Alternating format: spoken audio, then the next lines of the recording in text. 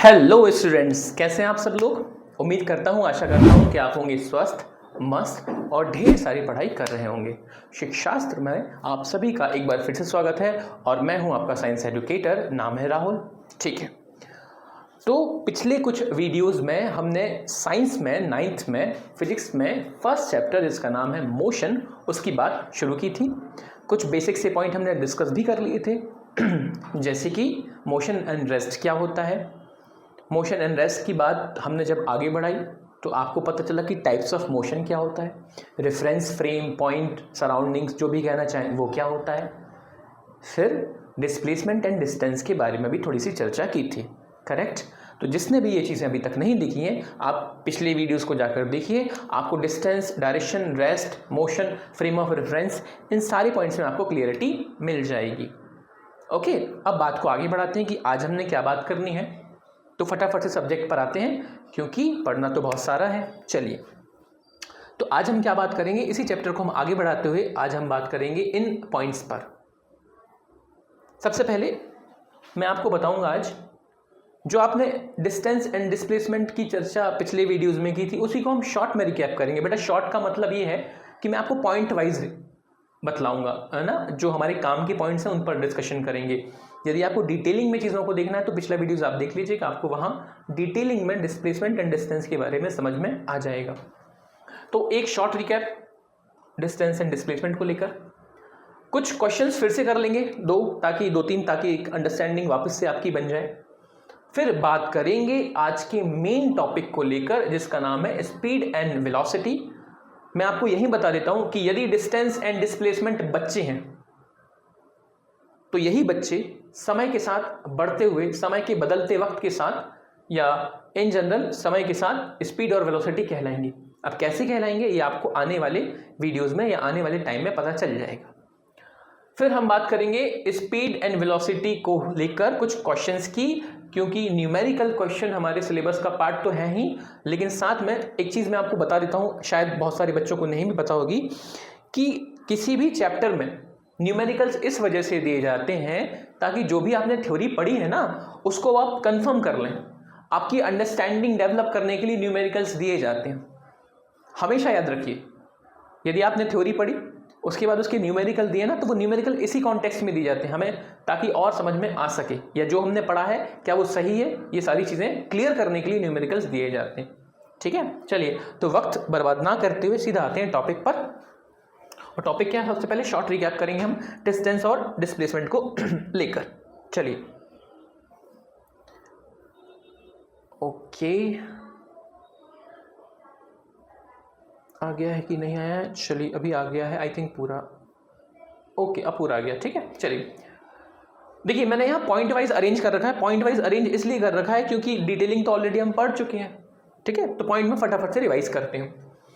मैंने आपसे पूछा कि क्या मुझे डिस्टेंस के लिए, पहले डिस्टेंस एंड फिर डिस्प्लेसमेंट, है ना। मैं राइट में आ जाता हूँ, लेफ्ट में जहाँ भी आपको नजर आए। मैंने पूछा कि क्या मुझे मैग्नीट्यूड, बेटा मैग्नीट्यूड का मतलब आपको पता होगा ना, नंबर, अंक। कल मैंने आपको बता दिया था कि जब भी आप कोई चीज़ लिखते हैं तो एक होता है उसका नंबर और एक होता है उसके पीछे की यूनिट। तो ये जो नंबर होता है वो हमारे लिए मैग्नीट्यूड कहलाता है। तो क्या मुझे मैग्नीट्यूड चाहिए डिस्टेंस एंड डिस्प्लेसमेंट के लिए? आपका आंसर होगा हाँ, चाहे डिस्टेंस हो चाहे डिस्प्लेसमेंट हो, बिना नंबर के मैं नहीं बता सकता। मुझे बताना होगा 5 मीटर या 10 मीटर या 15 मीटर, चाहे वो डिस्टेंस हो या डिस्प्लेसमेंट। क्या डायरेक्शन की जरूरत है? डिस्टेंस को डायरेक्शन की जरूरत नहीं होती, ऑलरेडी इस पर हम चर्चा कर भी चुके हैं। और साथ ही साथ इतना याद रख लीजिएगा कि डिस्टेंस का मतलब होता है कोई भी रास्ता जिस पर आप चल रहे हैं। अब कोई भी रास्ता जिस पर आप चलेंगे उसका डायरेक्शन से कोई लेना देना नहीं है। आपका मन है आप अपने घर के बाजू वाले मंदिर में सीधे जाएं, घूम के जाएं, है ना, पूरा शहर घूम के आए, कोई फर्क नहीं पड़ता, हर एक चीज़ डिस्टेंस कहलाएगी, वहाँ हमें दिशा से कोई मतलब नहीं है। लेकिन जैसे मैं डिस्प्लेसमेंट की बात करता हूँ तो डायरेक्शन इंपॉर्टेंट हो जाएगी, क्योंकि डायरेक्शन का मतलब ही क्या था, डायरेक्शन का मतलब ही है distance in a particular direction को ही तो हम डिस्प्लेसमेंट बोलते हैं बेटा। डिस्टेंस को जब डायरेक्शन के साथ जोड़ दिया जाए तो उसी को हमने डिस्प्लेसमेंट कहना है।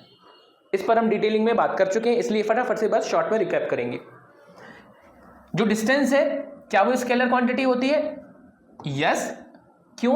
क्योंकि स्केलर क्वांटिटी का मतलब हमें डायरेक्शन से कोई लेना देना नहीं है, जबकि जो डिस्प्लेसमेंट होती है वो कौन सी क्वांटिटी होती है, वो होती है वेक्टर क्वांटिटी, क्योंकि वहाँ डायरेक्शन इंपॉर्टेंट हो जाती है। क्लियर? क्या मेरी डिस्टेंस जीरो हो सकती है? बिल्कुल हो सकती है जीरो। यदि मैंने अपने आप को मूव ही नहीं किया, मैं वहीं खड़ा रहा, तो डिस्टेंस तो जीरो कहलाएगी ना, क्योंकि आप चले ही नहीं। क्या डिस्प्लेसमेंट जीरो हो सकती है? बिल्कुल हो सकती है, डिस्प्लेसमेंट भी जीरो हो सकती है। और आपको ऑलरेडी मैंने बता दिया था, क्योंकि हम डिस्प्लेसमेंट कैसे निकालते हैं, final position minus initial position का डिफरेंस। तो डिस्टेंस जीरो तब कहलाती है जब आप चले नहीं, पर डिस्प्लेसमेंट जीरो चलने के बावजूद भी हो जाती है। कैसे हो जाती है, पिछला वीडियो जाके देखिए, आपको समझ में आ जाएगा। कैन बी नेगेटिव, क्या डिस्टेंस नेगेटिव हो सकती है? नहीं, डिस्टेंस हमेशा और हमेशा पॉजिटिव होती है, ऑल द टाइम। या जीरो हो सकती है जब चले ना। डिस्प्लेसमेंट नेगेटिव हो सकता है, हाँ, ये पॉजिटिव भी हो सकता है, नेगेटिव भी हो सकता है और जीरो भी हो सकता है। Depends on the path taken, क्या डिस्टेंस, पाथ का मतलब क्या, डिस्टेंस, रास्ते, जिस रास्ते से हम चलना शुरू किए या जिस रास्ते से हम जा रहे हैं, जो भी आपने पाथ अपनाया है, क्या उस पर डिस्टेंस डिपेंड करेगा? आपका आंसर होना चाहिए हाँ, क्योंकि सर यदि मैंने छोटा रास्ता अपनाया तो दूरी यानी कि डिस्टेंस कम कहेंगे, वहीं मैंने कोई और रास्ता अपनाया जो कि बड़ा था तो आप बोलेंगे दूरी ज़्यादा हो गई। करेक्ट? आप मान लीजिए पूरा शहर ही घूम कर आ गए और फिर मेरे घर आए, तो आप बोलेंगे कि इतना पूरा लंबा चलने की ज़रूरत क्या थी, लेकिन क्योंकि आप चले तो आपकी दूरी कहलाने लगी। इसका मतलब जो डिस्टेंस होता है वो पाथ डिपेंडेंट होता है, पाथ पर डिपेंड करता है। क्लियर? आप बोल सकते हैं कि distance is path dependent. Displacement path पर डिपेंड नहीं करता। क्यों नहीं करता? क्योंकि हमें तो सिर्फ फाइनल पोजीशन और इनिशियल पोजीशन के बीच का अंतर देखना है। कहाँ से चल रहे हो, कहाँ तक जा रहे हो, इससे मतलब रास्ते से कोई लेना देना नहीं। आप तो बस ये देख लीजिए कि ये मेरा पहला पॉइंट, ये मेरा दूसरा पॉइंट, इनके बीच में हमें चेक करना है कितनी बीच में दूरी आ रही है। सबसे शॉर्टेस्ट बोलते हैं इसको ना, शॉर्टेस्ट डिस्टेंस होती है। क्लियर? तो इसका मतलब पाथ से कोई लेना देना नहीं होता है। सो वी कैन से कि जो डिस्टेंस है वो पाथ डिपेंडेंट है, जो डिस्टेंस होता है वो पाथ डिपेंडेंट होता है, जबकि जो इंडिपेंडेंट प्रॉपर्टी वो कौन हो जाएगी, हमारी जो डिस्प्लेसमेंट है वो इंडिपेंडेंट प्रॉपर्टी हो जाएगी पाथ के पॉइंट ऑफ व्यू से। करेक्ट? अब कैलकुलेट कैसे करना होता है डिस्टेंस, तो डिस्टेंस कैलकुलेट करने के लिए आप क्या करते हो, टोटल आपने कितना पाथ कवर किया है वो आप बोल दीजिए। अब टोटल पाथ का मतलब आप कहीं भी चलें, जैसे चलें, ऊपर जाएं, नीचे जाएं, घूम के जाएं, जितना चलें वो सब पाथ कहलाएगा। लेकिन डिस्प्लेसमेंट के लिए आपने करना है जो मैंने ऑलरेडी ऊपर लिख दिया है, final position minus initial position का निकाल दीजिए आप अंतर, आपका डिस्प्लेसमेंट आ जाएगा। और डिपेंड करेगा कि फाइनल और इनिशियल में कौन ज़्यादा है कौन कम, उस हिसाब से वो प्लस हो सकता है, नेगेटिव हो सकता है या जीरो हो सकता है।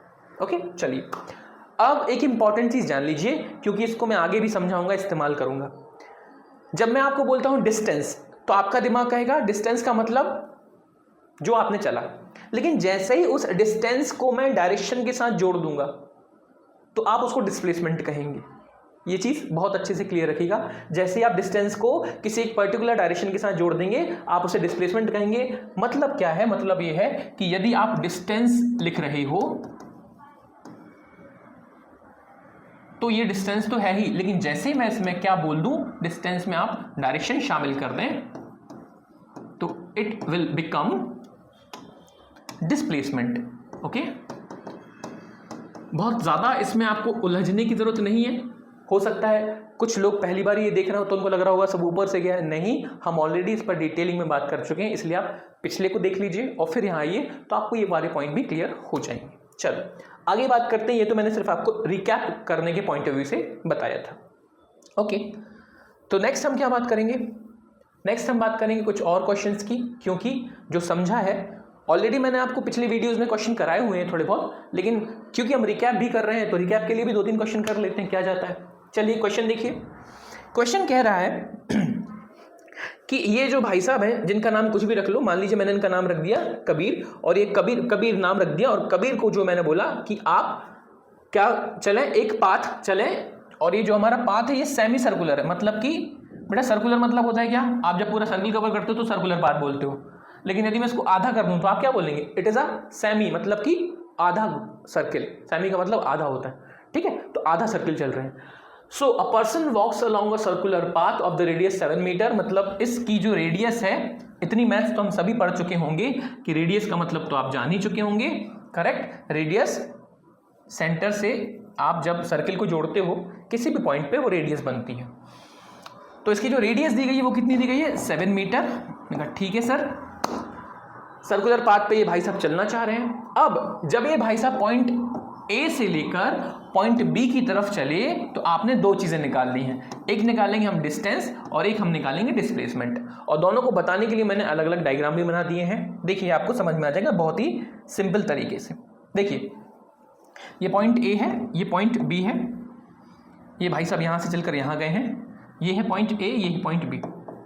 अब जब मैं बात करता हूँ डिस्टेंस की, किसकी बात करता हूँ? डिस्टेंस की। तो डिस्टेंस का मतलब होता है आपने चलना है टोटल पाथ, टोटल पाथ, ठीक है। अब आपको यहां से यहां आना है। याद रखिए उन्होंने बोला हुआ है अलोंग अ सर्कुलर पाथ। आपका दिमाग ये कह सकता है कि सर हो सकता है ये भाई साहब ऐसे गए या हो सकता है ऐसे गए, लेकिन सामने से उन्होंने बता दिया सर्कुलर पाथ, ठीक है। तो सर्कुलर पाथ फॉलो कीजिए और जब आप इस सर्कुलर पाथ पे चलेंगे तो आपने टोटल जो चला है, जो भी आपने रास्ता ट्रेवल किया है, वो सारा रास्ता आपके लिए डिस्टेंस की तरह कहलाएगा। तो डिस्टेंस हम कैलकुलेट करेंगे बेटा कैसे? आप यहां से यहां आना चाहते हैं। यदि आपको थोड़ा सा गणित पता हो तो जब हम पूरा सर्किल देखते हैं तो इस पूरे सर्किल की जो दूरी होती है, ये जो पूरा सर्किल होता है, इसको जब हम पूरा कवर करते हैं तो इसको हम बोलते हैं परिधि, इंग्लिश में बोलते हैं बेटा सर्कमफेरेंस। और इसका फॉर्मूला होता है 2 पाई आर। इसका पूरा सर्किल को जब हम कवर करते हैं सर्कमफेरेंस को हम बोलते हैं 2 पाई आर। लेकिन यहाँ तो आप कितना कवर कर रहे हैं? केवल आधा।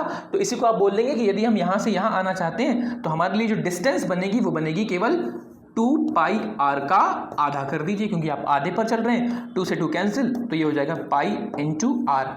आर क्या है? आर है इस सर्किल की रेडियस, जिसका वैल्यू हमें कितना दिया हुआ है? 7 मीटर। ओके, सिंपल सा क्वेश्चन है। अब पाई की वैल्यू यदि आपको नहीं पता है तो जान लीजिए 20/7 एक और वैल्यू होती है, बट अभी इतना याद रखिए 20/7। तो ये 20/7 मैंने किया, इंटू कर दिया मैंने 7 मीटर से, तो ये हो गया 7 कैंसिल। फाइनली हमारी जो डिस्टेंस आ रही है वो 22 मीटर। इसका मतलब जब ए व्यक्ति बी तक पहुंचेगा ना तो वो टोटल कितना चल चुका होगा? 22 मीटर चल चुका होगा। ये सिंपली मेरा क्या आ गया? Distance, total path. लेकिन जब मैं डिस्प्लेसमेंट की बात करूंगा तो जैसा कि बच्चों आपको पता होना चाहिए, डिस्प्लेसमेंट का मतलब ही होता है कि पॉइंट ए से पॉइंट बी के बीच में हमें सबसे जल्दी, सबसे शॉर्टेस्ट तरीके से पहुंचना है। और जब आप दो पॉइंट को सबसे शॉर्टेस्ट तरीके से जोड़ना चाहते हैं तो उसका बेहतरीन तरीका होता है सीधी रेखा, सीधी लाइन में आप जोड़ दो। और यही चीज़ हमने डिस्प्लेसमेंट में डिस्कशन भी की। अब डिस्प्लेसमेंट निकालने का तरीका होता है final point minus initial point का आप क्या बता दें? अंतर बता दें। आप यहाँ खड़े हैं फाइनल पॉइंट और आप चले यहाँ से थे, तो क्या आप अंतर देख पा रहे हैं? बिल्कुल देख पा रहे होंगे। अंतर है सर, यहाँ से यहाँ का जो टोटल अंतर आ रहा होगा वो आ रहा होगा, ये रेडियस है, ये भी रेडियस है। तो क्या मैं कह सकता हूँ इन दोनों पॉइंट के बीच का जो डिफरेंस है वो रेडियस का डबल हो जाएगा? आप यहाँ खड़े थे सर्किल में, मैं आपको सर्किल पूरा बना के दिखा देता हूँ ताकि आपको महसूस भी करना हो जाए। ये सर्किल कुछ ऐसा होता है ना, मान लीजिए सर्किल पूरा होता तो आपको साफ साफ दिखता, बट अभी आधा है। तो इसको भी रेडियस कह सकते हो, इसको भी रेडियस कह सकते हो, इसको भी और इसको भी। अब क्योंकि आपको जो रेडियस दी गई है वो 7 मीटर ऑलरेडी दी गई है। अब यदि आप ए से बी तक टोटल चेक करेंगे तो ये रेडियस का डबल ही हो गया ना।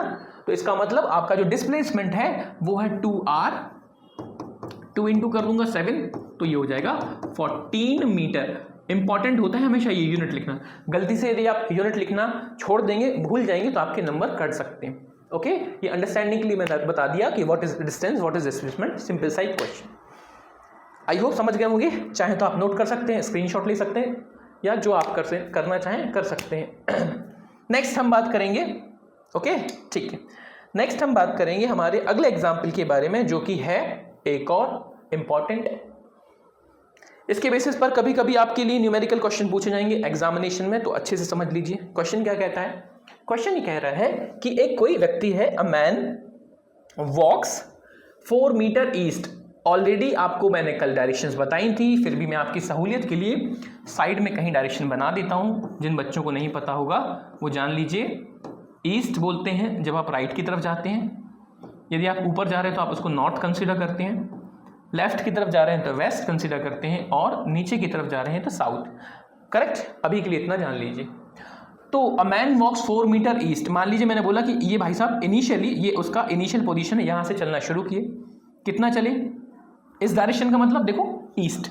कितना चले आप? 4 मीटर। लिख दीजिए यहाँ, आपने ये 4 मीटर की डिस्टेंस ट्रेवल कर ली, ठीक है। अब उसके बाद आपने 5 मीटर कहाँ जाना है? नॉर्थ। अब नॉर्थ का मतलब ऊपर जाएंगे, तो तुरंत मैं यहाँ से ऊपर की तरफ शिफ्ट कर गया, और कितना चला मैं? 5 मीटर, यहाँ पहुँच गया। इसके बाद आपने लिया राइट टर्न। अब राइट टर्न का मतलब होता है आप मान लीजिए सीधे खड़े हो और मैं आपको बोलूं राइट, तो आप कहां घूमते हैं? 90 डिग्री घूमते हो। 90 का मतलब होता है बेटा, आप ऐसे समझ लो, यूं से मैं यूं हो गया, इसको हम 90 डिग्री बोलते हैं, ठीक है। एग्जैक्टली कितना डिग्री होता है ये? 90 डिग्री। और जिसको राइट लेफ्ट में कंफ्यूजन होता है तो उसको तो और ध्यान से देखना होता है। राइट का मतलब होता है घड़ी की डायरेक्शन, क्लॉकवाइज, ठीक है। जैसे क्लॉक घूमती है ना, अपना हाथ मान लीजिए आप कहाँ खड़े हो? 12 पर। ऐसे समझ लो कि आपके सामने घड़ी है और आप 12 पर अपना हाथ रखे हो, तो 12 को जब मैं राइट घुमाऊंगा तो 12 क्लॉकवाइज की तरफ भागेगा, तो 12 से आप 1 पर पहुंचोगे, 2 पर, है ना। तो ये राइट को याद रखने का तरीका होता है। और जिसको डाउट हो तो राइट और लेफ्ट को हिंदी में दायां बायां बोलते हैं, उससे भी याद रख सकते हैं। ये राइट हैंड होता है, ये लेफ्ट हैंड होता है। राइट हैंड में देखिए आपको दिख रहा होगा, यहाँ से बी दिख रहा होगा, बायां दायां इस तरीके से दिखेगा। ये बी दिख रहा होगा आपको और ये डी दिख रहा होगा आपको, ठीक है। एनीवेज आप खुद से भी बनाएंगे तो ये बी और ये डी आपको नजर आएगा। खैर, तो अब आप 5 मीटर नॉर्थ जाने के बाद राइट में टर्न लिए। राइट का मतलब आपको मैंने बता दिया है।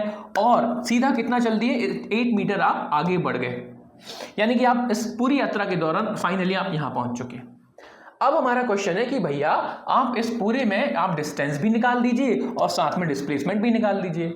ऑलरेडी हम कई बार इस पर बात कर चुके हैं कि डिस्टेंस क्या होता है। तो डिस्टेंस होता है आपने टोटल कितना पाथ कवर किया। अब टोटल कितना पाथ कवर किया? आप 4 मीटर चले, फिर 5 मीटर चले, फिर 8 मीटर। इसका मतलब डिस्टेंस हो जाएगा 4 + 5 + 8। और याद रखिए यूनिट इंपॉर्टेंट होती है, इसको आप ऐड कर देंगे तो 5 and 4 9, 9 और 8 17 metre. This is your distance. Simple. Main चीज होती है यहां डिस्प्लेसमेंट को समझना और जानना। पहले तो इसको नोट कर लीजिए क्योंकि मैं इसको रफ करने वाला हूं। कर लिया? ठीक है। अब हमने बात करनी है इसको लेकर। अब हम बात करेंगे डिस्प्लेसमेंट को लेकर। और डिस्प्लेसमेंट के लिए आपको 2 पॉइंट्स पर ध्यान रखना है। पहला इनिशियल पॉइंट, दूसरा फाइनल पॉइंट। बीच में हम कितना चले थे? 4 मीटर तो है ही, 5 मीटर एंड यहाँ था 8 मीटर। अब हमारा डिस्प्लेसमेंट का जो डेफिनेशन कहता है, कहाँ के डिस्प्लेसमेंट? ये है। डिस्प्लेसमेंट का जो डेफिनेशन कहता है वो कहता है फाइनल पॉइंट और इनिशियल पॉइंट के बीच का डिफरेंस निकाल लीजिए, अंतर निकाल लीजिए। उसके लिए आपने क्या करना है? उसके लिए प्यारे बच्चों आपको ये देखना है कि इनिशियल पॉइंट और फाइनल पॉइंट को पहले तो आप जोड़ दीजिए। जोड़ने का काम क्यों कर रहा हूं मैं? जोड़ने का काम क्यों किया जा रहा है? आपका दिमाग ये पूछना चाहिए कि सर जोड़ने का ये काम क्यों कर रहे हो आप? जोड़ने का काम इसलिए कर रहा हूं क्योंकि डिस्प्लेसमेंट का मतलब ही होता है सबसे शॉर्टेस्ट रूट, और शॉर्टेस्ट रूट के लिए लाइन तो बनानी ही पड़ेगी, करेक्ट। तो आपने एक से एक बोल रहा हूं, ये आई लिखा हुआ है, आई को ऐसे जोड़ दिया। अब यदि मैं एफ और आई के बीच का डिफरेंस यानी कि इतनी वैल्यू निकालना चाहता हूं, मैं चाहता हूं कि ये निकल आए, है ना, मैं चाहता हूं कि एफ से आई के बीच की वैल्यू निकल आए, तो आप क्या करेंगे? क्या करेंगे बताइए? आप लगाएंगे पाइथागोरस। यदि आपने पाइथागोरस अभी तक नहीं पढ़ी है तो भी अच्छी बात है, पढ़ ली है तो बहुत अच्छी बात है, क्योंकि वो पाइथागोरस आपको 9th में 10th में आगे चल के बड़ी बड़ी क्लासेस में इस्तेमाल होगी ही। बेटा पाइथागोरस क्या होती है सुनिएगा ध्यान से। एक साइंटिस्ट थे पाइथागोरस, इन्होंने ना, ये आपने राइट एंगल ट्राइंगल बोलते हैं, हिंदी में समकोण त्रिभुज बोलते हैं। इसमें बताया था कि एक चीज़ होती है आपकी हाइपोटेन्यूज, इंग्लिश में बोलते हैं कर्ण, एक चीज़ होती है आपका आधार, इंग्लिश में बोलते हैं बेस, और एक चीज़ होता है आपका परपेंडिकुलर, इंग्लिश में बोलते हैं और हिंदी में बोलते हैं लंब। वर्टिकल लाइन, लंब, एक, और क्योंकि राइट एंगल ट्राइंगल है इसलिए ये क्या होता है 90 डिग्री का एंगल। तो पाइथागोरस साहब ने एक रिलेशन बताया था इन तीनों के बारे में। और क्या बताया था रिलेशन कुछ ऐसा था कि h का स्क्वायर यानी कि कर्ण का स्क्वायर इज इक्वल्स टू लंब का स्क्वायर यानी कि p का स्क्वायर प्लस आधार का स्क्वायर यानी कि परपेंडिकुलर का स्क्वायर। ये एक रिलेशन बना के उन्होंने दे दिया था। अब ये रिलेशन आप मैथ्स में पढ़ेंगे इसलिए मैं इसमें समय व्यस्त अपना नहीं करूंगा, आप यहाँ आ जाइए। जैसे ही मैं पॉइंट I को पॉइंट F के साथ जोड़ना चाहूँगा तो आपको तुरंत एक चीज़ दिखनी चाहिए, और वो चीज़ ये दिखनी चाहिए कि सर आप इसको भी जोड़ दीजिए और यहाँ भी जोड़ दीजिए। कहीं ना कहीं यदि आप ध्यान से देखेंगे तो आपको ये एक, बेटा इसको ध्यान से देखिएगा प्लीज़, है ना, ये जो आपको दिख रहा है ये एक समकोण त्रिभुज यानी कि राइट एंगल ट्राइंगल की तरह नजर आएगा, जिसकी मैं बात कर रहा हूं, जिसमें ये हो जाएगा हमारे लिए टोटल, ये क्या हो जाएगा, ये टोटल हो जाएगा ऊपर से ये 8, बेटा ये ऊपर 8 लिखा हो तो नीचे भी 8 ही होगा ना, 8 और 4 कितना हो जाएगा 12 मीटर। ये हमारे लिए बेस का काम करेगा। ये परपेंडिकुलर का काम करेगा जिसकी वैल्यू होगी 5 मीटर यहाँ है तो 5 मीटर यहाँ भी होगा 5 metre. Now we need to identify कि ये जो बीच की वैल्यू है एफ से आई, जिसको हम हाइपोटेन्यूज भी कह सकते हैं, ये आप निकाल के मुझे दे दें। तो इसको निकालने का सिंपल तरीका, इधर आते हैं, पेन को चेंज करते हैं, नहीं तो नजर नहीं आएगा। चलिए, एच का square is equals to P का स्क्वायर इज इक्वल्स टू ये बी का स्क्वायर ऐड कर दिया अपन ने। अब एच की वैल्यू हमें फाइंड करनी है, उसके लिए पहले पी को लेंगे, पी मतलब 5 का स्क्वायर किया, बी का मतलब 12 को स्क्वायर कर दिया, 25 5 का स्क्वायर बेटा 25 होता है, पता होना चाहिए, और 12 का होता है 144। इनको जोड़ दीजिए, जोड़ने पर आएगा 169, ये हो गया एच का स्क्वायर। अब यदि मैं एच को देखता हूँ तो इस तरफ आएगा अंडर रूट ऑफ 169, है ना, स्क्वायर जब हटता है तो उस तरफ जाके वो अंडर रूट में कन्वर्ट होता है, और ये किसका अंडर रूट लिखा है, 13 का लिखा है। इसका मतलब आपका जो h की वैल्यू है वो कितनी आ गई, 13 metre. That means point f से पॉइंट i के बीच की जो डिस्टेंस, पॉइंट f से पॉइंट i के बीच की distance which is also known as displacement is become 13 metre. This is your answer. Okay, अंतर समझ गए डिस्टेंस का और डिस्प्लेसमेंट का। ओके, सिंपल चीज़ों को रखने के लिए आपको बार बार चीज़ें देखनी भी होती हैं कई बारी। क्लियर? हो सकता है आपको लगे कि सर मैं तो पढ़ चुका हूँ, मुझे जानते हैं, मैं समझता हूँ, लेकिन कहीं ना कहीं बेटा आपको उसको ना कीप ऑन रिवाइजिंग मोड पर रखना होता है, तब जाकर आप चीज़ों के बारे में एकदम कॉन्फिडेंस अपने अंदर ला पाते हैं। चलिए, तो ये हो गए हमारे एग्जाम्पल। नेक्स्ट हम क्या बात करने वाले हैं, तो नेक्स्ट बात करने के लिए आपको नेक्स्ट स्लाइड पे चलना पड़ेगा, और नेक्स्ट स्लाइड पे चलने के लिए आपको एक और क्वेश्चन से मुलाकात करनी होगी। तो करते हैं, बहुत ही प्यारा और बहुत ही इंपॉर्टेंट क्वेश्चन है। देखिए, यदि मैं अपने लेवल पे बताऊं तो अलग होता है बेटा, लेकिन जब आप लोग खुद देखते हो ना, कोई भी स्टूडेंट जब किसी क्वेश्चन को देखता है तो उसको टफ ईजी अपने हिसाब से लग सकता है, पर ये आपके 9th जो आपका पूरा 9th का क्लास है ना, उसके स्टैंडर्ड के हिसाब से बड़ा इंपॉर्टेंट है, इसलिए इस पर ध्यान दीजिएगा। किसी को टफ, किसी को इजी लगना अलग मसला होता है। चलिए, तो कहानी ये है क्वेश्चन की कि एक फार्मर है जो कि मैं इनका नाम भी देता हूँ A, B, C और D। कहानी ये है कि एक farmer moves along the boundary of a square field. ये एक स्क्वायर फील्ड है जो कि आपको नज़र आ रहा है, जिसका मैंने ABCD नाम दे दिया, जिसकी साइड क्या है 10 मीटर, यानी कि इसकी भी क्या होगी 10 मीटर, इसकी भी क्या होगी, स्क्वायर का मतलब ये होता है कि चारों साइड्स क्या होनी चाहिए, बराबर होनी चाहिए, तो इसकी भी क्या होगी 10 मीटर। ओके, अब ये जो फार्मर था जिसने इस पूरे स्क्वायर फील्ड को कवर किया, कितनी देर में कर लिया, 40 सेकंड। ये हमें इन्फॉर्मेशन दी है कि यदि ये फार्मर पूरी डिस्टेंस कवर करता है, टोटल डिस्टेंस है ना, यदि इस पूरे सर्कुलर बोल रहा हूँ, आपका जो स्क्वायर फील्ड है इस पर ये चलता है तो टोटल कितनी देर में चल देता है, 40 सेकेंड में।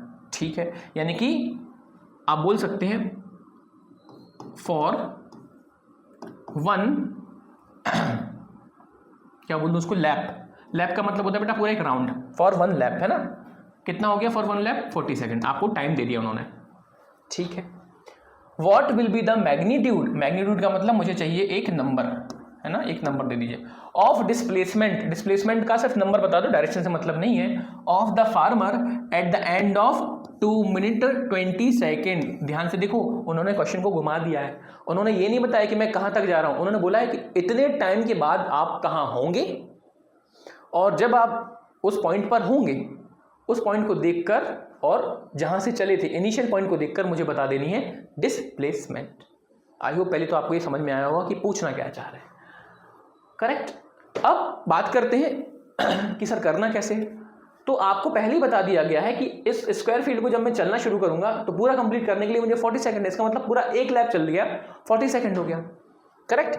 अब यदि मैं आपसे बोलूं कि आपको जो टाइम दिया गया है वो कितना दिया गया है, 2 मिनट 20 सेकंड, मैंने ऐसे लिख लिया, आप अलग से भी लिख सकते हैं। तो पहले तो क्योंकि आपको बेटा क्या होता है, सुनो मैं आपको एक इंपॉर्टेंट चीज़ बता दूं, जब भी आप किसी न्यूमेरिकल को करते हो ना, ये बड़ा इंपॉर्टेंट हो जाता है कि हमें दिया क्या गया है और हमसे पूछा क्या गया है, तो आपको चीज़ों को अरेंज करना पड़ता है। जैसे कि यहाँ वैल्यू किस में दी गई, मिनट्स में भी सेकंड्स में भी। शुरुआत में हमें वैल्यू किस में दी गई थी, सेकंड्स में। तो कहीं ना कहीं आपका दिमाग ये कहना चाहिए कि काम करते हैं सर, इस मिनट को भी हम सेकंड में कन्वर्ट कर लेते हैं, तो कर लीजिए 2 मिनट 20 सेकंड। अब आप जानते हो ना 1 मिनट में कितना सेकंड होता है, 60, तो 2 मिनट में कितने हो जाएंगे, 120, 120 इंटू कर दिया मैंने डबल का, तो ये 120 मिनट 120 सेकंड, 2 मिनट के हो गए 120 सेकंड, पहले से मेरे पास कितने थे 20 सेकंड, ये टोटल आपके पास कितने हो गया, ये हो गया आपके पास 140 सेकेंड। करेक्ट, आप 140 सेकेंड तक चल रहे हो। ओके, अब यहाँ आते हैं, जब मैं 40 सेकेंड चल रहा हूँ, है ना, चीज़ों को आसान रखता है और उसी से के हिसाब से समझते हैं। जब मैं 40 सेकेंड कवर करता हूँ तो एक लैप हो जाता है, या उल्टा एक लैप चलता हूँ तो 40 सेकेंड। मैंने बोला एक काम करो, अब आप दूसरा लैप लो, 2 लैप हो गए आपके, सेकेंड लैप भी हो गया, तो कितना टाइम हो गया होगा, 80 सेकेंड। याद रखिए, एक लैप के लिए 40 सेकेंड हो गए, तो 2 लैप के लिए कितने हो जाएंगे, 40 का डबल कर दीजिए। आपने लेफ्ट में डबल किया तो राइट में भी डबल कर दीजिए। ओके, अब यदि मैं 3 लैप ले लूं, थर्ड लैप भी ले लिया मैंने, तीसरा लैप, तो जैसे आपने 40 को कर दिया, अब यही हो जाएगा 120। आप बेसिकली क्या कर रहे हो, 40 ऐड कर रहे हो। एक लैप 40 सेकेंड, दूसरा लैप 40 सेकेंड, तीसरा लैप 40 सेकेंड, तो 40 + 40 80 और + 40 120 सेकेंड कंप्लीट हो गए। लेकिन अभी भी मेरे पास टाइम बचा हुआ है, क्योंकि आपको टोटल कितना चलना था, 140 सेकेंड, और आप अभी चले कितना है, केवल 120 सेकेंड। तो कहीं ना कहीं आपका दिमाग ये कहेगा, सर यदि इसमें मैं 20 सेकेंड और चल लूँ तो मेरा टाइम हो जाएगा पूरा। लेकिन जैसे ही मैं 20 सेकेंड चलना चाहूँगा, तो अब आपको ये देखना होगा कि इसमें क्या आया हुआ। देखो, यदि मान लीजिए आप यहाँ से चलना शुरू करते हो, पूरा टाइम लेने के लिए या पूरा फील्ड कवर करने के लिए आपको कितना सेकंड मिल रहा है, 40 सेकंड, जिसमें आप पूरा एक लैप ले रहे हो, जो मैंने वहाँ भी लिखा हुआ है। यदि मैं इसका आधा कर दूँ, मैं बोल दूँ कि आपके पास केवल कितना सेकंड है, 20 सेकंड, तो आप खुद ब खुद समझ गए होंगे कि सर पहले एक लैप था, अब यदि आपने टाइम आधा कर दिया है तो लैप भी तो आधा होगा। इसका मतलब मुझे केवल ए से सी तक ही जाने का मौका मिलेगा, है ना, क्योंकि हम इस तरीके से चल रहे हैं। तो आप यहाँ से चले, एक राउंड हो गया 40 सेकंड, दूसरा राउंड हो गया 40 सेकंड, तीसरा राउंड हो गया 40 सेकंड, टोटल 120 हो गए थे। अब जैसे ही आपने उसको 20 सेकंड और दिए, तो भाई साहब यहाँ से पहुँचकर यहाँ पहुँच गए, तो ये उसके लिए बन जाएगा इनिशियल पॉइंट और ये हो जाएगा उसके लिए फाइनल पॉइंट। तो अब आपको डिस्प्लेसमेंट निकालने के लिए फाइनल और इनिशियल के बीच का डिफरेंस यानी कि ये निकालना है, ये। ओके, तो आपको डिस्प्लेसमेंट का मतलब क्या होता है, मैं इसको डी से ये दिख रहा हूँ ना, डी का मतलब डिस्प्लेसमेंट का मतलब होता है फाइनल माइनस इनिशियल पॉइंट, ये निकालना है। अब ये निकालने के लिए फिर से पाइथागोरस की बात कर लेंगे, क्योंकि पाइथागोरस का मतलब ही क्या है कि जब भी आपको दिखे कौन, एक राइट एंगल ट्राइंगल, मेरा इस्तेमाल कर लें। ये हो गया राइट एंगल ट्राइंगल, इसकी वैल्यू कितनी दी गई है, 10 मीटर, इसकी वैल्यू भी कितनी है, 10 मीटर, और मुझे इसकी वैल्यू निकालनी है, निकाल देंगे। देखिए यहाँ, क्या मैं इसको एच बोल दूँ, चलिए बोल देते हैं, अभी बोलने की जरूरत तो नहीं, बट ठीक है, फिर भी एच का नाम मैंने एच रख दिया। एच का मतलब हाइपोटेनियस है ना, हिंदी में कर्ण। ये तो हमारे लिए बेस था ही, या परपेंडिकुलर, कुछ भी बोल लीजिए, ये बेस और ये परपेंडिकुलर की वैल्यू। ओके, चलिए पाइथागोरस लगाते हैं। यानी कि आपको क्या निकालना है, f माइनस आई। एफ माइनस आई का मतलब आप कहीं ना कहीं किसकी बात करना चाहते हैं सर, एच की बात करना चाहते हैं। अब पाइथागोरस लगाते हैं, जगह जगह जगह जगह पाइथागोरस लगाने की जगह यहाँ लगा देता हूँ, डायरेक्ट लगा रहा हूं, आपको समझ में आ जाएगा। एच का square is equals to P का स्क्वायर प्लस बेस यानी कि बी का स्क्वायर। एच पी बी क्या है आपको बता चुका हूं। हमें इसकी वैल्यू निकालनी है, तो हम इनकी वैल्यू को पकड़ते हैं। पी की वैल्यू कितनी है, 10 का स्क्वायर करेंगे, फिर बी की वैल्यू भी 10 है, इसलिए 10 का स्क्वायर करेंगे, कितना हो जाएगा, ये हो जाएगा 10 का स्क्वायर होता है 100, फिर इसका भी होता है 100, तो टोटल वैल्यू आ गई 200। इसका मतलब आप बोल सकते हैं, इस तरफ लिख देता हूं या उसी के नीचे लिखता हूं, एच स्क्वायर की वैल्यू होगी सर 200। ओके, तो जैसे ही मैं एच, अच्छा इसको ना ऐसे लिख लूँ, 2 × 100, क्योंकि जब मैं इसको अंडर रूट में लेके जाऊंगा तो 2 का तो अंडर रूट आप बोल सकते हो, लेकिन 10 को आप इस तरीके से लिख देंगे, क्योंकि अंडर रूट ऑफ 100 क्या होता है, 10। करेक्ट, ये तो आपको बचपन में पढ़ लिया होगा, नहीं भी पढ़ा होगा तो बेटा धीरे धीरे आप सीखते चलोगे। आप 2 को बाहर लिया है, 100 को अलग कर दिया, √2 हो गया और ये हो गया 10। क्लियर, इसको मैं सेपरेट भी कर देता हूँ, कलर से ब्लैक से कर देते हैं, ये अपना अलग चल रहा है ना, ये। तो h की वैल्यू आ गई आपकी √2 × 10, और मैंने यही लिख दी कि सर ये जो h की वैल्यू है यही तो हमारे लिए क्या है, डिस्प्लेसमेंट है, √2 × 10। अब आंसर ये भी सही है, और गलती से यदि आपको √2 की वैल्यू पता है, √2 की वैल्यू होती है 1.414, तो आप वो भी रख सकते हैं 1.414 × 10, ये हो जाएगा 14, एक शिफ्ट कर जाता है ना, 14 और ये क्या हो जाएगा, किस में चल रही थी सारी बातें हमारी, मीटर में, इसलिए आंसर आपका मीटर में होगा। ये हो गया आपका आंसर। था ना इंटरेस्टिंग क्वेश्चन? बहुत इंटरेस्टिंग बन जाते हैं कभी कभी क्वेश्चन जब हम डिटेल्स में चीज़ों को समझ पाएँ, तब आपको क्वेश्चन करने में मज़ा भी आएगा। तो ये बेसिक से क्वेश्चन मैंने आपको कराए थे थोड़ी सी डिस्टेंस और डिस्प्लेसमेंट की अंडरस्टैंडिंग बढ़ाने के लिए। आई होप आप समझ गए होंगे। नहीं भी समझ में आया है फिर से देखिए, और इन केस फिर भी आपको डाउट लगता है तो आप मुझसे कभी भी कमेंट सेक्शन में जाकर प्रश्न पूछ सकते हैं। उनकी समस्याओं का समाधान करना मेरी जिम्मेदारी, मैं आपको दोबारा से ज़रूर समझाऊंगा। क्लियर? चलिए आगे बात करते हैं। अब चैप्टर में हमें आगे क्या पढ़ना है इस पर आएंगे। चैप्टर में डिस्टेंस और डिस्प्लेसमेंट जानने के बाद अब हम समझेंगे व्हाट इज स्पीड और व्हाट इज वेलोसिटी। तो जब शुरुआत में मैं आपको क्या बता रहा था कि यदि डिस्टेंस और डिस्प्लेसमेंट बच्चों की तरह है तो वही बच्चे समय के साथ क्या बन जाते हैं, स्पीड और वेलोसिटी बन जाते हैं। क्लियर? अभी जो मैंने शब्द कहे हैं ये शायद आपको उतना समझ में ना आए होंगे, लेकिन जो मैं आपके साथ एग्जाम्पल शेयर करूंगा वो आपको बहुत अच्छे से रिलेट कर देगा। देखिए कैसे। Late consider this example. ये कौन है? वही जिसको मैं हर बार नाम दे रहा हूं, कबीर। मेरे को दो नाम बड़े पसंद है, एक कबीर और एक रिंकू, इसलिए मैं दे देता हूँ। ये हो गया कबीर। ये है कबीर की बहन जिसका नाम है रिंकी। कौन है ये? रिंकी जी। तो क्या हुआ, रिंकी ने कबीर को बोला कि भैया मम्मी बुला रही हैं, लेकिन इन भैया ने, कबीर ने हाथ में पकड़ा रिमोट, ऐसे समझ जाइए कि वो क्या देख रहे हैं, वो टीवी देख रहे हैं। अब क्योंकि वो टीवी देख रहे हैं और मम्मी बुला रही हैं तो वो क्या करेंगे, हाँ ठीक है आता हूँ, आराम आराम से जाएंगे। ये भाई साहब ने मतलब इन्होंने बात मान ली, अपनी रिंकी की बात मान ली, कहा कि ठीक है आता हूँ, लेकिन आने में इन्होंने लगा दिया कुछ समय। यानी कि जब वो यहाँ से यहाँ आए तो आप मान लीजिए टाइम लिख लीजिए, अभी कुछ भी लिख लिया मैंने, अभी तुलना नहीं की। वो यहाँ से यहाँ तक आए लेकिन बड़े आराम से पहुँचे, क्योंकि टीवी देख रहे थे, मन वहाँ लगा हुआ था, और मम्मी बुला रही तो कुछ काम होगा, चलते हैं आराम से। ठीक है।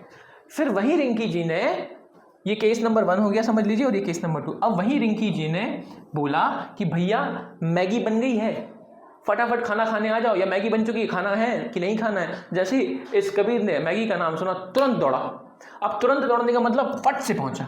अब फट से पहुंचने का मतलब यदि मैं टाइम बोलता हूं यहाँ ज़्यादा तो ऑब्वियसली बात है यहाँ टाइम क्या हो जाएगा, कम। बेटा डिस्टेंस सेम है, डिस्टेंस सेम है।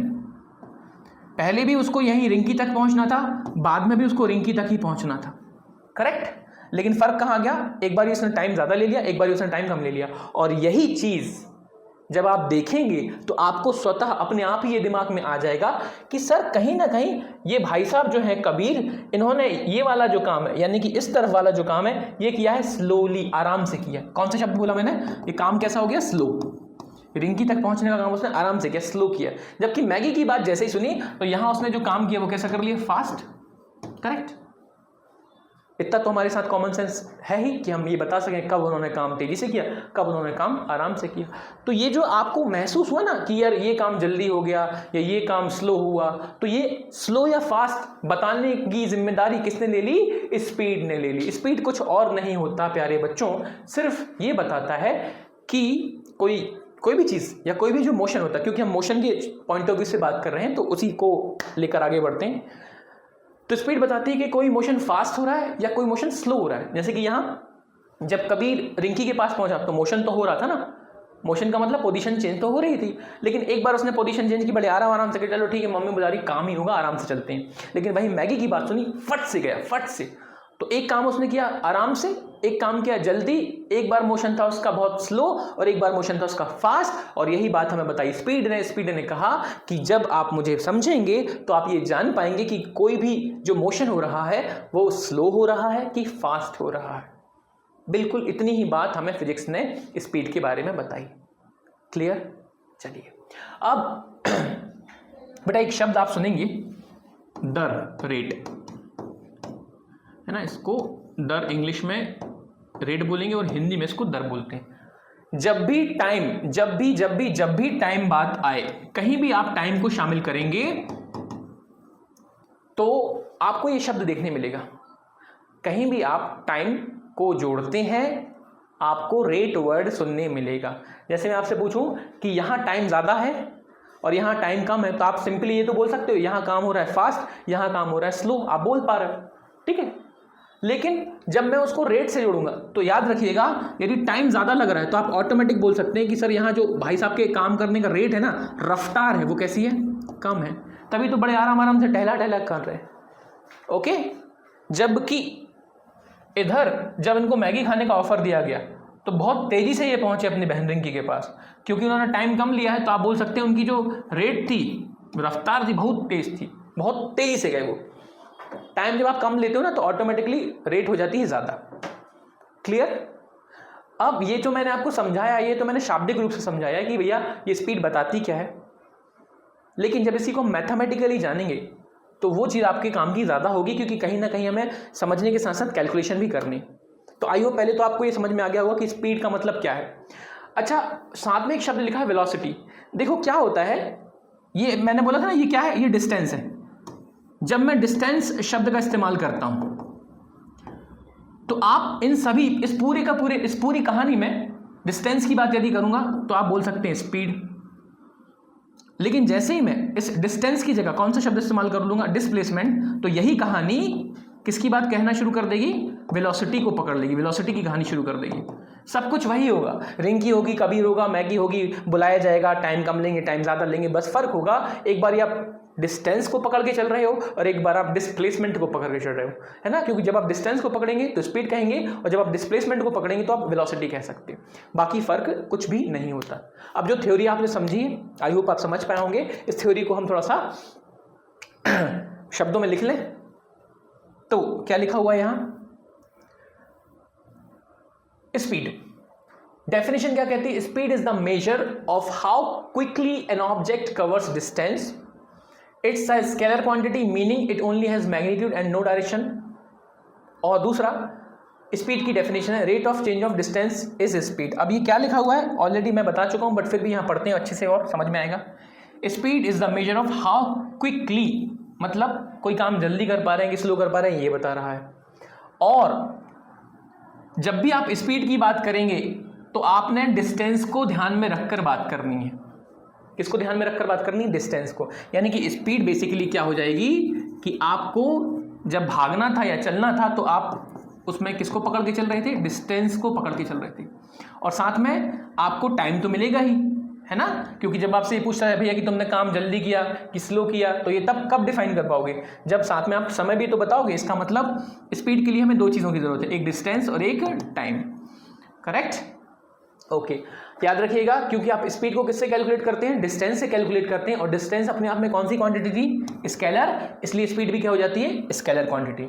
डिस्टेंस में हमें डायरेक्शन की जरूरत पड़ती थी नहीं, तो स्पीड में भी नहीं पड़ेगी। डिस्टेंस में हमें मैग्नीट्यूड की जरूरत पड़ती थी तो यहाँ भी पड़ेगी। ओके, चलिए अब उसी की दूसरी डेफिनेशन है rate of change of distance is speed.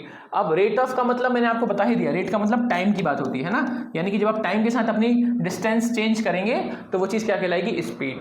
अब ये जो समझाया गया है ना, इससे कहीं ज़्यादा इंपॉर्टेंट है ये जो अब आपके सामने नीचे लिखा हुआ है, क्योंकि एट द एंड स्टूडेंट्स आपको क्वेश्चन करने होते हैं, सिर्फ लिखना नहीं होता। कहीं ना कहीं आपको न्यूमेरिकल क्वेश्चन यदि मैंने दे दिए तो आपको बेसिक मैथ्स का फंडा पता होना चाहिए कि कब आप स्पीड में क्या बोल रहे हो। तो जो हमारा कैलकुलेशन का तरीका होगा वो कुछ ऐसा होगा कि स्पीड निकालने के लिए हम डिस्टेंस लेंगे और उसको किससे डिवाइड कर देंगे, टाइम से।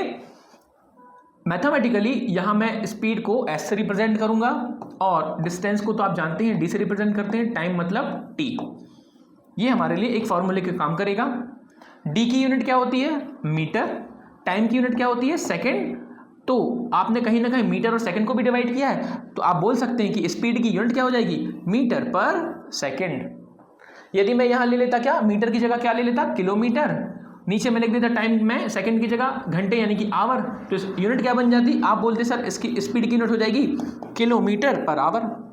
डिपेंड करता है कि आपने ऊपर क्या लिया नीचे क्या लिया, उस पर डिपेंड करेगा कि आपकी यूनिट क्या बनेगी। बट हम मैक्सिमम टाइम पे जो क्वेश्चन करते हैं उसमें मीटर पर सेकंड की बात करेंगे या किलोमीटर पर आवर की बात करेंगे। अब एक इंपॉर्टेंट चीज़ यहीं जान लीजिए ताकि आपको दिक्कत ना हो। क्या होता है, कभी कभी आपके क्वेश्चन ना बड़ी यूनिट्स में पूछ लेते हैं, जैसे कि आपको उन्होंने बोला किलोमीटर पर आवर में उन्होंने जानकारी दे दी और आंसर पूछा किसमें, मीटर पर सेकंड में। जानकारी किलोमीटर पर आवर में दी गई है और मीटर पर सेकंड में आपसे पूछा गया है, ठीक है। तो आप ना परेशान ना होना, आप डायरेक्ट क्या करने वाले हो उससे पहले मैं समझाता हूं कि डायरेक्ट हम कर क्यों रहे हैं। यदि मैं आपसे पूछता हूं कि 1 किलोमीटर में कितने मीटर होते हैं तो आपका आंसर होगा सर 1000 मीटर। नहीं पता है तो जान लीजिए क्यों, क्योंकि किलो, जब भी आपको ये दिखता है ना के का मतलब ही होता है बेटा 1000 किलोग्राम, है ना। आजकल आपने यूट्यूब पे सुना होगा 10K सब्सक्राइबर, 1K सब्सक्राइबर, वो के का मतलब 1000 होता है। 10K मतलब 10,000, 1K मतलब 1000, 2K मतलब 2000, तो K मतलब 1000 होता है। तो आपने बोला 1 किलोमीटर मतलब 1000 मीटर। ओके, अब 1 घंटे में कितने सेकंड होते हैं, इसके लिए पहले आपको देखना पड़ेगा सर 1 मिनट में कितने सेकंड होते हैं। बेटा 1 घंटे में होते हैं आपके 60 मिनट, और इस 60 मिनट को अब मैं सेकंड में कन्वर्ट करता हूँ, 60 इंटू 1 मिनट ऐसे लिख दिया मैंने इसको, और 1 मिनट में 60 सेकंड, तो 60 इंटू 60 सेकेंड, आंसर है हमारा कितना 3600 सेकेंड, इतने होते हैं 1 घंटे में सेकंड। अब यदि मैं ऊपर किलोमीटर की जगह लिख दूं क्या 1000 मीटर, और नीचे 1 घंटे में मैंने डाल दिया कितने सेकंड 3600 सेकंड, 0 कट गया, ऊपर आ जाएगा 5, नीचे आ जाएगा 18 मीटर पर सेकंड। इसका मतलब समझ रहे हो आप, इसका मतलब ये है कि जब भी मुझे किलोमीटर पर आवर को मीटर पर सेकंड में कन्वर्ट करना होगा तो आप किससे इंटू कर देंगे 5/18 से इंटू कर दो, ऑटोमेटिक आप यहां से यहां पहुंच जाएंगे। ये एक लॉजिक है क्वेश्चन को जल्दी करने का। क्लियर, चलिए, तो ये बेसिक सी बातें हमने कर ली हैं स्पीड को लेकर। अब इसकी यूनिट क्या होती है किलोमीटर पर आवर। यदि आप बहुत बड़ी यूनिट्स लेते हैं तो किलोमीटर पर आवर, छोटी यूनिट जो हम जनरली यूज करेंगे मीटर पर सेकंड, और याद रखिएगा एक होती है माइल पर आवर, एमपीएच का मतलब होता है माइल्स पर आवर, बहुत बड़ी यूनिट होती है, इस पर हमें डिस्कशन करने की जरूरत नहीं। अब जो स्पीड होती है ये एक स्केलर फिजिकल क्वांटिटी होती है, ऑलरेडी मैं बता चुका हूं, क्योंकि हमें डायरेक्शन से कोई मतलब नहीं है तो स्केलर बोल सकते हो, लेकिन it can be positive and it can be zero. क्यों, क्योंकि स्पीड किस पे डिपेंड करती है, स्पीड डिपेंड करती है डिस्टेंस पर। अब डिस्टेंस यदि आपने बोल दिया सर डिस्टेंस तो हमेशा क्या होती है, या तो पॉजिटिव होती है या जीरो, पॉजिटिव और जीरो कब होगी जब मैंने चला ही नहीं, मैं हिला ही नहीं अपनी जगह से, कोई मोशन ही नहीं हुई, तो क्योंकि डिस्टेंस जीरो तो स्पीड भी जीरो बोल सकते हो। यदि डिस्टेंस पॉजिटिव तो स्पीड भी क्या होगी, पॉजिटिव होगी। Clear, okay. अब बिल्कुल जैसे आपने डिस्टेंस की बात की है ना और स्पीड की बात की है, बिल्कुल सेम होता है। मैं डिस्टेंस की जगह क्या बात करूंगा डिस्प्लेसमेंट की, और स्पीड बन जाएगी वेलोसिटी, और कोई फर्क नहीं आता। सिर्फ एक ही फर्क आएगा, वो आएगा इस बात को लेकर कि कहां गया, हाँ।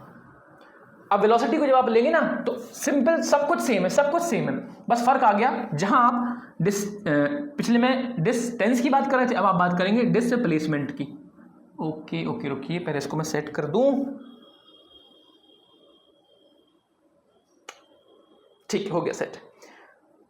वेलोसिटी में आप क्या बात करेंगे डिस्प्लेसमेंट अपॉन टाइम। वैसे वहां डिस्टेंस था, यहां टाइम तो सेम है, पर यहां डिस्टेंस की जगह डिस्प्लेसमेंट शिफ्ट कर गया। बट फिर भी हम एक बार डेफिनेशन पढ़ लेते हैं। Velocity is the measure of how fast an object is moving. How fast और स्लो है यहां, हाउ फास्ट और slow an object is moving in a particular direction, it is a vector quantity. बिल्कुल vector quantity इसलिए कहना पड़ेगा क्योंकि velocity किस पर डिपेंड कर रही है, डिस्प्लेसमेंट पर, और ये वेक्टर है तो इसको भी वेक्टर होना पड़ेगा। इसका मतलब भाई साहब हमें मैग्नीट्यूड भी चाहिए और डायरेक्शन तो चाहिए ही चाहिए। अब डायरेक्शन का मतलब पॉजिटिव नेगेटिव दोनों हो सकता है। ओके, जीरो तो खैर ऑब्वियस ही बात है ना, जीरो भी हो जाता है। यदि डिस्प्लेसमेंट जैसे जो प्रॉपर्टी डिस्प्लेसमेंट की है सेम प्रॉपर्टी वेलोसिटी के पास शिफ्ट कर जाती है। चलिए, rate of change of displacement, जैसे आपने वहां बोला था rate of change of distance is speed, यहां rate of change of displacement is velocity. Simple, सारी चीजें सेम है, डिस्टेंस को आपने कन्वर्ट कर दिया डिस्प्लेसमेंट में, नथिंग एल्स। लेकिन एक बड़ी इंपॉर्टेंट चीज है, सुनिएगा ध्यान से, सब कुछ सेम रहने वाला है, लेकिन एक चीज बड़ी ध्यान से आपको समझनी है क्योंकि वो उलझा देगी नहीं तो आपको। जहां मैंने आपको ये सामने लिख रखा है वेलोसिटी का मतलब है distance travelled in a particular direction, distance travelled in a particular direction, उसी को हम क्या बोलते हैं, डिस्प्लेसमेंट। ये तो आप समझ चुके हैं। अभी मैं क्यों बता रहा हूं, सुनिएगा ध्यान से, अभी मैं आपको समझाऊंगा। अभी पहले ये पॉइंट पढ़ लेते हैं। जो स्पीड होती है, स्पीड गलत लिखा है, ये आपको बोलना पड़ेगा वेलोसिटी, स्पीड नहीं, यहां वेलोसिटी आएगा। Velocity is a vector physical quantity. क्यों, क्योंकि हमें इसमें डायरेक्शन चाहिए होती है। ये पॉजिटिव हो सकती है, यस। क्या ये नेगेटिव हो सकती है, यस। क्या ये जीरो हो सकता है, यस। तीनों चीज़ें पॉसिबल है क्योंकि जो प्रॉपर्टी डिस्प्लेसमेंट की थी सेम प्रॉपर्टी वेलोसिटी के पास पहुंच जाती। क्लियर। अब इस पॉइंट पर आते हैं, मैंने ये क्यों बोला distance travelled in a particular direction और इसकी इंपॉर्टेंस क्या है, थोड़ा ध्यान से समझिएगा क्योंकि यहाँ इंटरेस्टिंग पॉइंट है। देखिए, यदि मैं आपको बोलता हूँ एक तरफ मैं लिख देता हूँ क्या, डिस्टेंस, मैंने बोला ये है डिस्टेंस। जब तक आप सिंपल डिस्टेंस की बात करते हैं तो आप क्या समझ में आता है, आपका दिमाग कहता है हाँ कुछ मैं चल रहा हूँ, कोई दूरी मैंने चली है, वो मेरे लिए डिस्टेंस है। लेकिन जैसे मैं उस डिस्टेंस के साथ किसको जोड़ देता हूँ, डिस्टेंस विद डायरेक्शन, तो अब तक आप समझ गए होंगे कि यदि डिस्टेंस विद डायरेक्शन आप बोल रहे हैं तो इसको आपने नाम दे देना है displacement. Okay, displacement. Clear. Distance के साथ जब भी दिशा जुड़ेगी वो डिस्प्लेसमेंट की तरफ भागना शुरू कर देगी। अब क्योंकि इस डिस्टेंस से निकल के क्या मिला है हमें, स्पीड, तो यदि मैं स्पीड की बात कर रहा हूं तो सिंपली स्पीड का मतलब अपने आप में स्पीड आपने बोल दिया, मतलब डिस्टेंस के साथ टाइम को निकालो, डिस्टेंस अपॉन टाइम करो, स्पीड मिल जाएगी, कोई प्रॉब्लम नहीं। लेकिन जैसे ही मैं स्पीड के साथ अगेन डायरेक्शन को जोड़ने का प्रयास करूंगा तो आप बोलेंगे कि इसको अब आप बोल देंगे वेलोसिटी। वेलोसिटी, इसका एग्जाम्पल समझिए, आपको अच्छे से क्लियर हो जाएगा। बाई चांस यदि मैं अपनी गाड़ी को एक सीधे रास्ते पर लेकर भाग रहा हूं तो इस वक्त जब मैं अपनी गाड़ी चला रहा हूं, मान लीजिए मैंने बोला कि मेरी स्पीड कितनी है कुछ भी बोल दीजिए, 10 मीटर पर सेकेंड।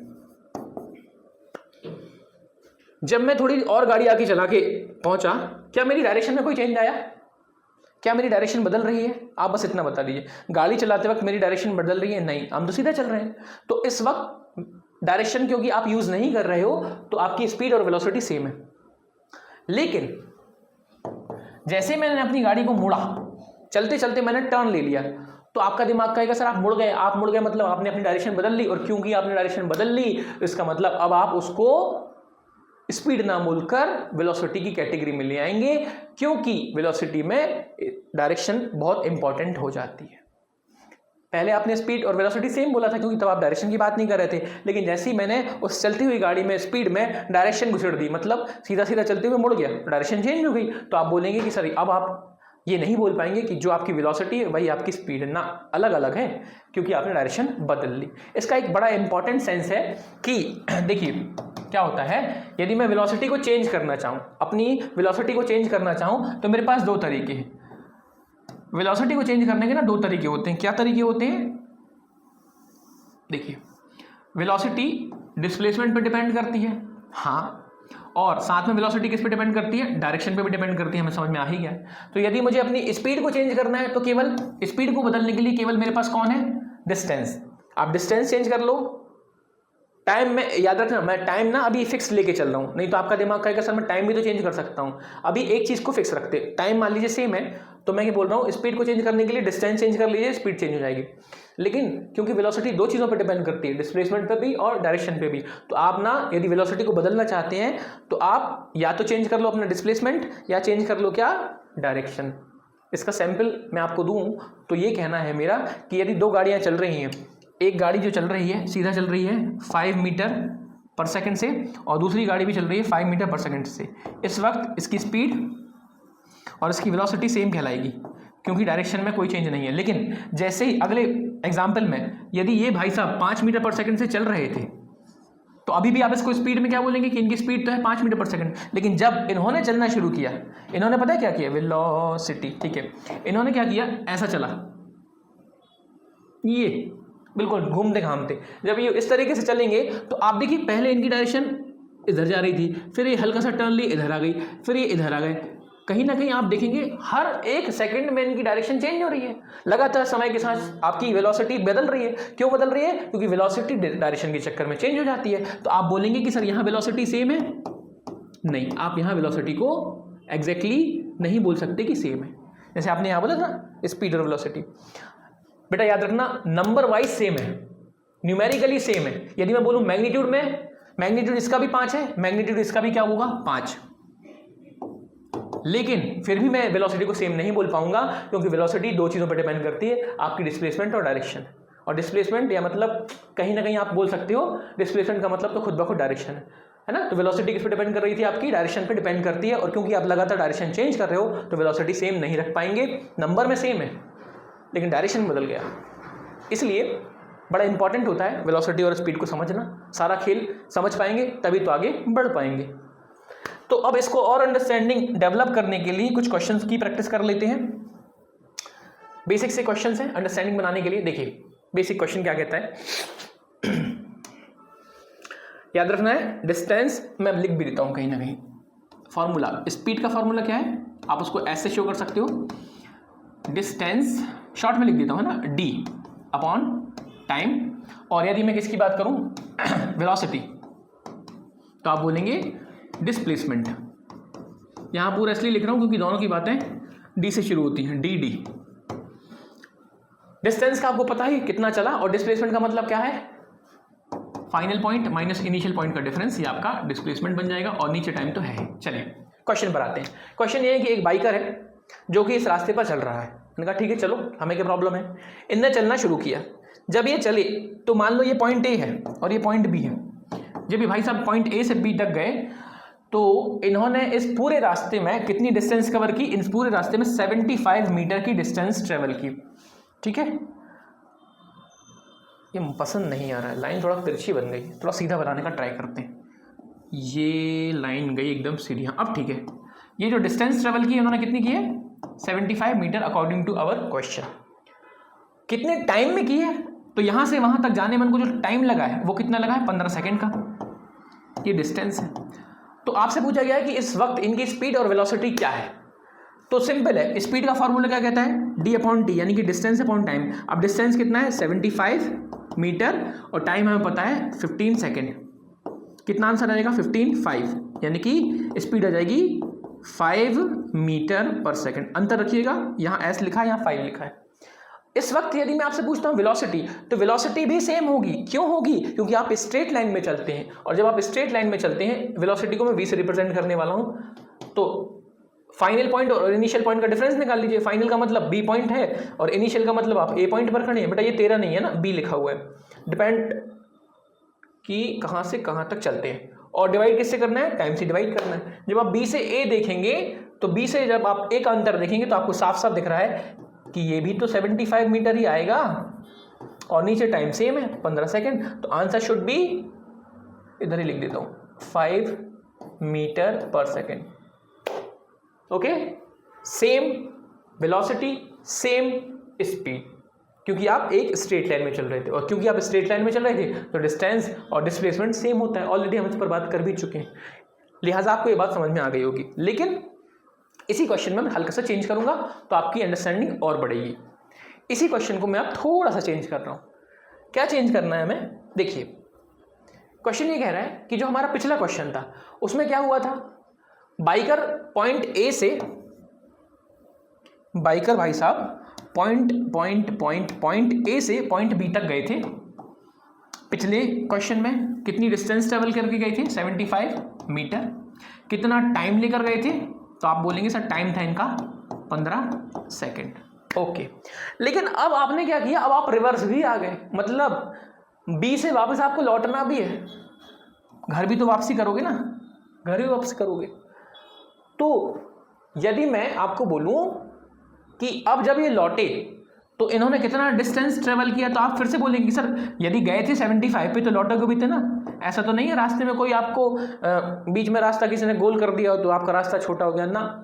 टाइम, देखिए ये चीज़ें बदल सकती हैं, डिस्टेंस तो नहीं बदलेगी, बट स्टूडेंट्स कहीं ना कहीं आप टाइम बदल सकते हो ना। आपने अपनी गाड़ी को बहुत तेज़ी से भगाया तो टाइम बदल जाएगा आपका।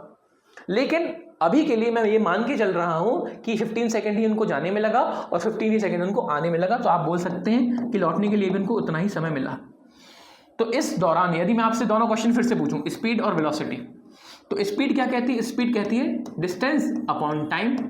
अब यहां जब आप डिस्टेंस की बात करेंगे तो जाने वाली और आने वाली दोनों डिस्टेंस ले लीजिए, यानी कि 75 और 75 को जोड़ दीजिए। मैंने कहा ठीक है। आप टाइम भी जोड़ दीजिए क्योंकि टोटल टाइम देख लेंगे हम।